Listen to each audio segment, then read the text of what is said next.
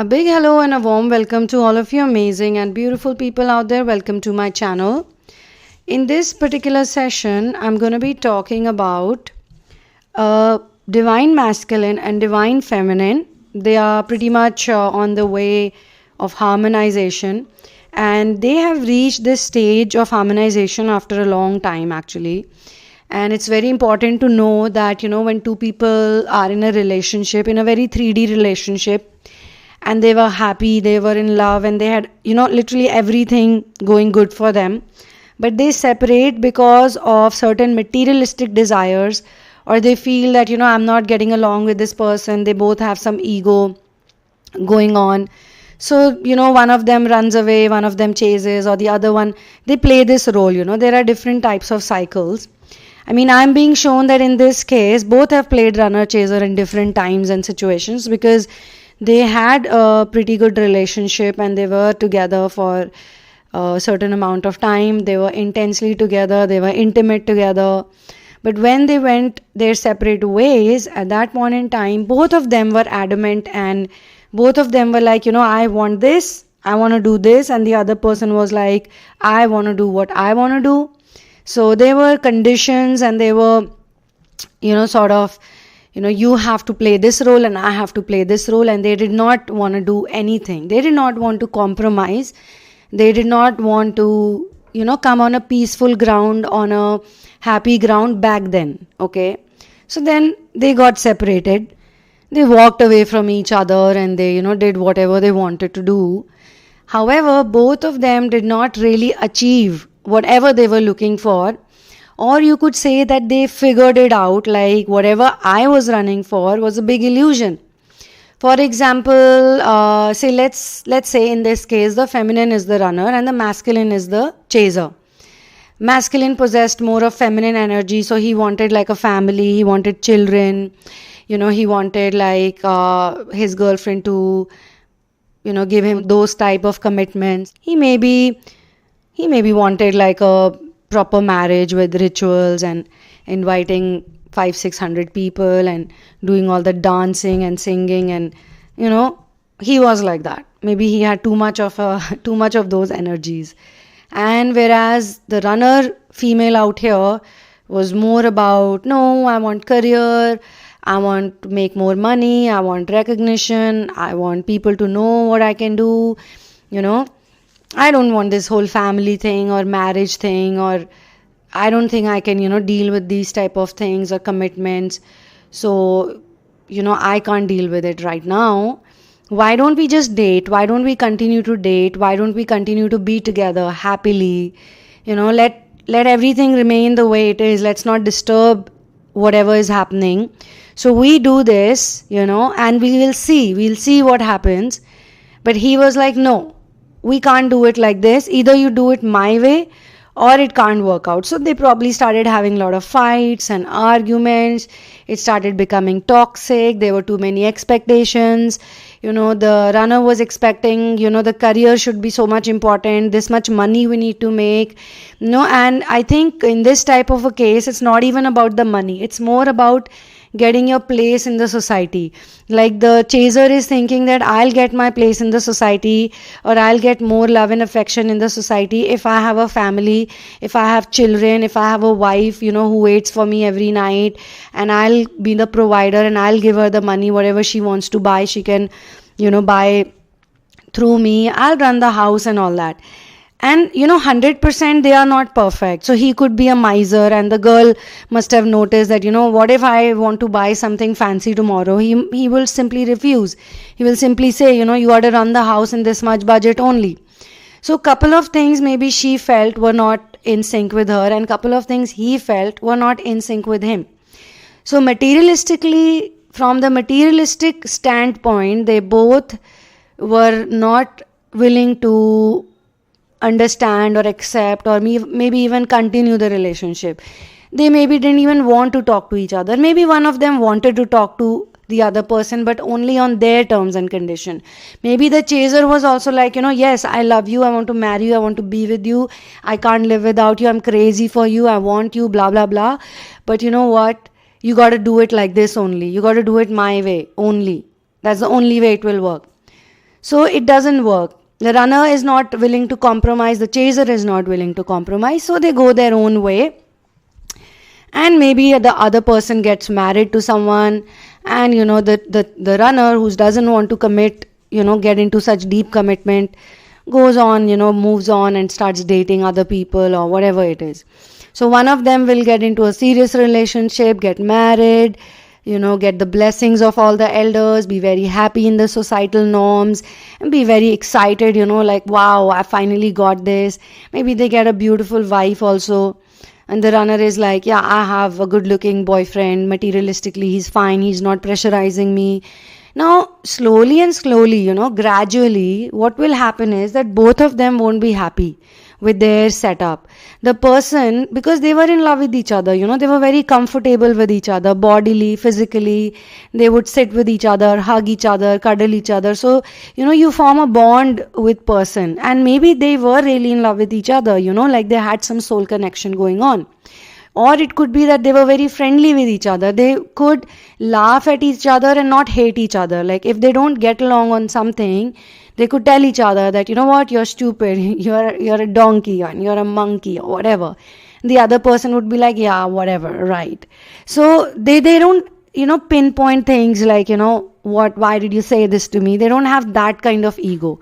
So they'll miss each other because, say, the runner, is happy with other people, but it's not the same bond. They choose career, they are maybe getting recognition also, but they're not happy. At the end of the day, universe will give them both whatever they want, whatever they wished for. Your wish is my command. So the universe is like, go ahead. So a lot of people talk about law of attraction and the book Secret, and how I figured out that it is not complete yet. I mean, it's a good book, it's a good technique, law of attraction is very good technique. It actually works if you literally put your mind into things and you are very sure that I will get what I want and nothing can come my way. If you think like that, then these books are very nice, but I think they are incomplete.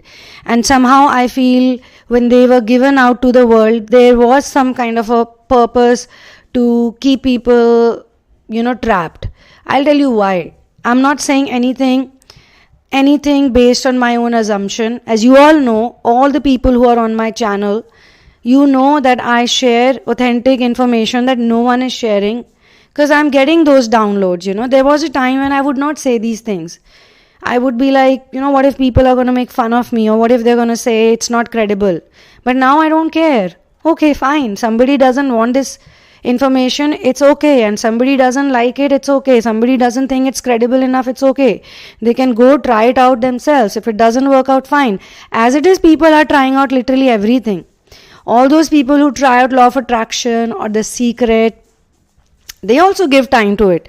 The law of attraction and the Secret, they never say that, yeah, this can work out in 2 months or 3 months or 6 months. They also want you to put time into it. They also want you to put your energy into it. For years and years and years, people try to master the law of attraction. You have to be really also selfish and narcissistic in some cases, because what you want is the most important thing. And they sometimes also say that, this universe is created in such a way that you are the one, who should get whatever you want. You should not care about anybody else. So sometimes it's very difficult for empathetic people to be so selfish until and unless they don't really figure it out.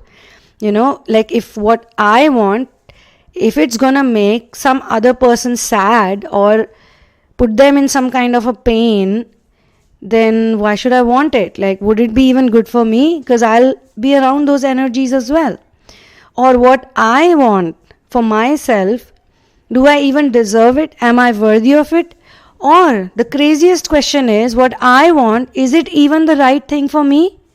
Today you want something very badly. Say you want to get famous. You want 30 million people on your Instagram to follow you every day. You want it. And for now, you think that this is the best thing for you. But after you get that, say you really actually manifested 30 million followers following you every day on Instagram. Every day you wake up in the morning, there are so many comments and so many likes. Everything you post, people are going through it. and they look at you, they worship you. And maybe after that you realize that you feel pathetic. You're not happy. You feel stuck. Now you have to make content every day just to satisfy all these 30 million people. And if you speak the truth or if you try to be yourself, they don't like it. They decide what you would do every day. And you have no choice but to stick to that, because you want those 30 million people and you also want them to increase. But if you're honest enough, you'll realize that this is not for me. But now it's too late. Now you're stuck, you're trapped. You can't get out of it. I hope you're getting my examples, and you can comment about these things. If you have also wished for something and you wished for it for a really long time and finally the wish got fulfilled, but by the time the wish got fulfilled and you got what you wanted, like completely, you were not happy about it. I've also been in those positions and those places where I wished for something, I got it, but I was extremely unhappy, and that made me realize that, I was ignorant. I wasted so much time. But at the end of the day, then you feel, okay, I didn't waste much time because I got to know the truth. That whatever universe has already decided for me, whatever is already you are manifested on this planet. You were manifested on this planet much before. So whatever had to happen to you, whatever was destined for you, all the choices were already given to you. Everything was already in place even before you knew about it. Like on planet Earth, in three-dimensional reality. So I'm not saying that it's bad to follow what you want. I'm not saying that. Okay? But what I'm saying is that whatever information is floating around you, you need to first research it. You need to think about it practically. But then, why are you even thinking about it? Why are you even doing it? Why are you a part of this whole movement? This whole Twinflame movement, or knowing the truth, becoming the lovers of truth. Why? And why did you have to learn via relationships? There could be 100 other ways that you could have learned or figured this thing out. But why only the path of relationships and romance you fell into it? There has to be a reason behind it. The reason is that eventually, no matter what you do, at the end of the day, relationships matter to all of us. Relationships, love, companionship, it matters to all of us. But what is the truth? The truth is that we are all here on this planet. We are all born to be independent. Absolutely 100% independent. We should always remember that we are complete, divine and whole all the time. And we don't know this, we should not know this just by reading it or listening to it, but practically we should know this. We should experience this all the time, that, hey, I'm complete. I got everything I need. I got everything. I have everything. I'm amazing. Thank you, God. God loves me. I'm loving. I'm lovable. I am receiving kindness and I'm also kind. So it's a combination of two things. So when duality turns into singularity, you understand both aspects of it. And that's why in the twin flame journey, every single twin flame has to experience being a polarized masculine first and being a polarized feminine second.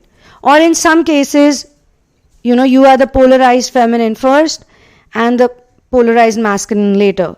In some cases, you could be the polarized masculine, and the other person will be polarized feminine, and in some other relationship, you will act like the masculine and they would act like the feminine.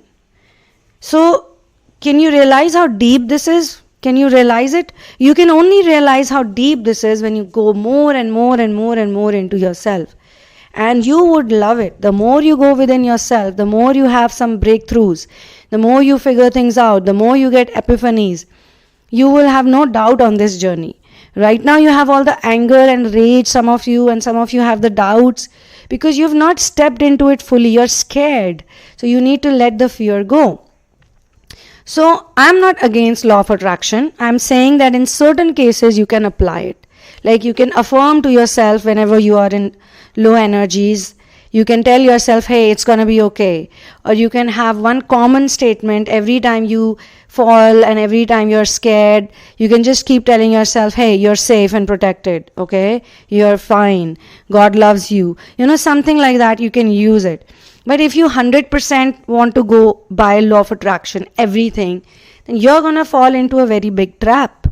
And that would be the trap to be so stubborn that you want all your wishes to come true, even if you don't know if that wish is actually good for you or not. Okay? So this particular masculine and feminine sort of have like similar type of thinking. They realize that, even after getting what they wanted, they are not happy. They are not fully happy, and it's an illusion. The one who got the family, the beautiful wife, and it's again not gender specific, guys. I'm just giving these examples because I need to explain it to you. When the channelings come to me or when the downloads come to me, they tell me that it can apply to any gender, and it can be vice versa, it can be cross. But you go ahead and explain it the way you feel comfortable about it, or the way you can, just explain it. Like basically they just want it to be explained.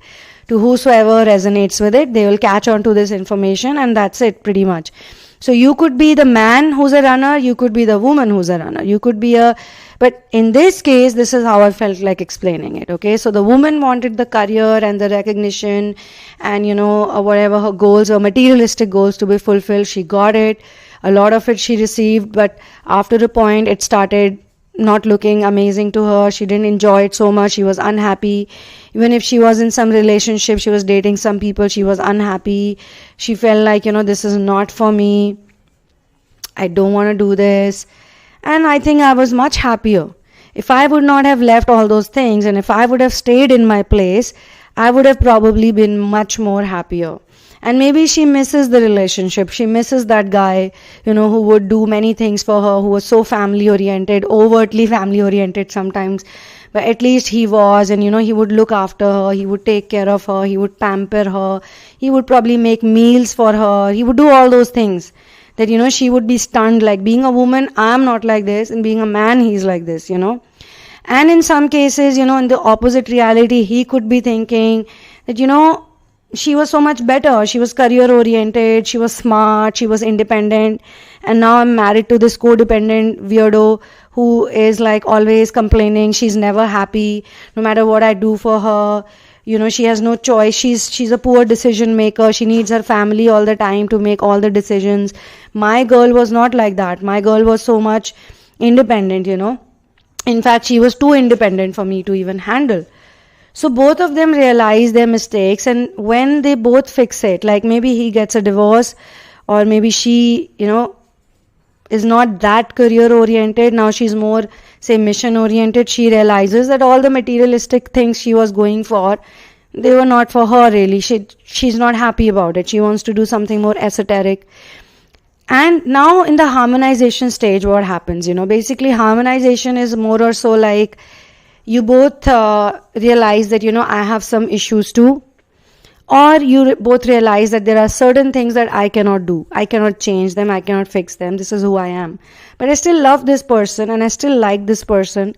I don't want to lose this person anymore. I've taken a full circle, maybe a decade or maybe 15 years I took to figure this out, that I still value this person. This person is important for me. This person matters to me. So I want to be around this person. Even though this person is kind of annoying sometimes, irritating, annoying, difficult, but they are cute. They're cute and they're sweet and their intention is not bad, We just don't want the same things in life. We want different things, but we like each other's company. We can be natural. We can say whatever, bullshit we want to, and they won't catch it, or they will catch it and they'll call us out on that, and still they would not judge. Like, at the end of the day, you still like this person, even if they are really like, in some areas they are like, you don't agree with anything. You are like, no, this is not something I can do. But in last so many years, while you're going through your ascension journey, you sort of figure out that all types of people exist in the world, and maybe harmony is literally to accept them how they are. So they are, they come together, they meet each other, they talk more often now. And they also do it in a way that, there's a bit of sarcasm, there's a bit of humor, there's a bit of wit in it now. They can probably see that world is literally like this only. There are so many illusions. He's also not that strict anymore that, we need to follow the rituals or the norms. And she's also like, it's okay to, if somebody wants to have family, maybe I don't want to have family, but someone else wants to have it, it's okay. And it could also be possible that with time they'll have more common ground and they'll have more, things to accept from each other. They could be in an even more harmonized state. So for me, the energy is that yes, they are pretty much harmonized. They like each other. They talk to each other. They are in contact. So this particular situation, these two people are in contact, and they'll probably never go out of contact. They'll never block each other, or they'll never, be like so difficult that they cannot accept each other. Or they will be very caring towards each other. They will be very nice towards each other. The intimacy would also, if it happens, it would be more like on a very loving note. They will not be lust in it. Maybe when they were together, there was some amount of lust, because that's how they've grown up, and there's rigid programming. They maybe thought that, sexuality is a part of it. Like if you are in a relationship, then you have to do something like this, Maybe later on they realize that no, it's not about the intercourse. Intimacy is more about the hugs and kisses. Intimacy is more about, being there for each other. Intimacy is about listening to each other without judging each other, and accepting your, different worlds and your differences. And intimacy is you can laugh at each other and not be like, oh, ew, like this person is so below my this thing and that thing. So there is a lot of harmony, I feel, and smiles, and maybe going out, talking to each other more, and just more than talking, it's like they want to listen more now. Earlier, they both wanted to talk, and they both wanted to say, hey, this is my life, and this is my world, and this is how I think. But now it's like, okay, fine. You got a different opinion, and it's okay with me. Because they both living those realities. Both are independent now. The other one is not like, yeah, I have to be with a woman like this, or I have to have these many children, or I have to, commit in front of the whole world, and I need a public commitment, or there has to be a ring around my finger all the time. Now he's not like that. He's not that, hell-bent on what the world wants, the 3D reality. More or so, he's also stepping in 4D, or he has already stepped in 4D. Maybe she's too spiritual for him. The runner is too spiritual. The chaser is less spiritual. The chaser is more about money. And you might be thinking that how come the runner is more spiritual? No, my dear friends, this is where we go wrong. When we put these type of perceptions that the runners can't be spiritual and only the chasers are spiritual, that's not true. How both of them learn is very different. Sometimes even the chasers learn a lot in matrix reality. Even the chasers have to experience. They won't experience just meditating and sitting on one corner. That doesn't work. This journey is about karma yoga. You have to face it in real life. So if you think that the masculine, in some other case, if you think that the masculine cannot make any decision, the male cannot make any decision, they need their family, and over a period of time they realize that the family doesn't really care, they only want their own thing, and you think that it's actually getting mirrored from the feminine. So it's not like feminine is just sitting in meditation for 10 hours every day and then she figures it out. No, she will also have to deal with her family. She will also have to face them. Maybe they will do the same thing. Maybe they will not understand what she wants and they'll abandon her or neglect her, and then she'll figure out that, you know what, I have to do it myself. So this way, both are in matrix reality. The only thing is, one person will have access to the spiritual content, the other might not. Or you think that they don't have it. Maybe they also have their own ways of getting spiritual knowledge. Maybe they go to some temple. Maybe they go to, they read some books. I've seen some people, they don't watch YouTube or they don't go and look for internet or something, research. They just pick up a book and they start reading it. They feel connected to the book. They feel very drawn to the book and they pick it up and they read it and they get the answers. It's literally like the universe has sent the book to them and they know it. They know that if I'm interested in this subject, definitely there is something behind it. And they are reading it and they get epiphanies and they are like, wow, aesthetic, and they think that, oh, I got my answers. So some of you are getting your answers, you take a session, you go for therapy. Maybe they are also going to some other kind of therapist, you don't even know about it. Maybe they don't tell you. Why should they tell you everything? Certain things have to be kept personal. Everything is not supposed to go to everyone. And oversharing is the big problem with this community. They don't know when to stop sharing because they have this habit of oversharing. Both have it. I won't say only feminine is doing it. Masculine does it too. Maybe they overshare with their friends. They talk about intimate details, about their relationship with the friend. And the friend is like, oh, you're doing this? This is not good. You got to be careful. She's going to take you for a ride. And he goes like, yes. Had he not shared that intimate detail, why would the friend say anything and why would it bother you? Or it is the feminine, she keeps going to her mother and tells her everything. Mother, I'm in twin flame relationship. Mother, I will do union. Now the mother is also telling the people, okay, you'll get into union. The other people maybe. Like why? Why you have to tell? Like you yourself don't know it completely. You don't know what this whole thing is 100%. But you are now sharing everything with your mother. Maybe your mother is supportive. Maybe your mother is, interested. Maybe she also likes to know like what is this ascension journey all about. Maybe she was not like that before and now she has become more into you. But still, you need to keep some things to yourself. Some things have to be kept to yourself. Because you are your own best friend, because you are your own ultimate soulmate at the end of the day. You come here alone and you're going to die alone. Remember that. And that is the truth. And this is not some esoteric speech I'm giving.